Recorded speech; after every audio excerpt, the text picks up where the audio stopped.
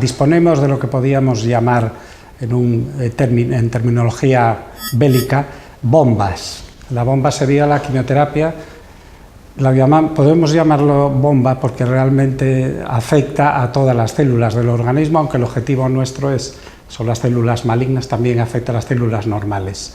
Luego tendríamos lo que podríamos llamar misiles. Hay algunos misiles más antiguos, como son el tratamiento endocrino, que va dirigido a las células malignas que expresan los receptores hormonales, de estrógenos o de progesterona, y unos misiles más modernos que serían los dirigidos a día de hoy contra el oncogénero 2, sería el trastuzumab, en tratamiento complementario, tratamiento adyuvante o complementario, que significa el tratamiento con intención curativa aplicado después del tratamiento local de la enfermedad, de la cirugía, concretamente.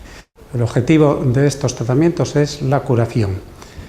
No voy a entrar en el tipo de quimioterapia ni en el tipo de hormonoterapia, ni detallar mucho técnico sobre el trastuzumab, solo saber que los oncólogos, utilizando ciertas herramientas y las características de las pacientes, decidimos qué caso va a llevar solo quimioterapia, solo hormonoterapia, las dos cosas, habitualmente de una forma secuencial, quimioterapia primero, hormonoterapia después, o incluso las tres armas, la bomba y los dos misiles, quimioterapia, tratamiento endocrino o trastuzumab, dependiendo de las características del tumor y de la paciente.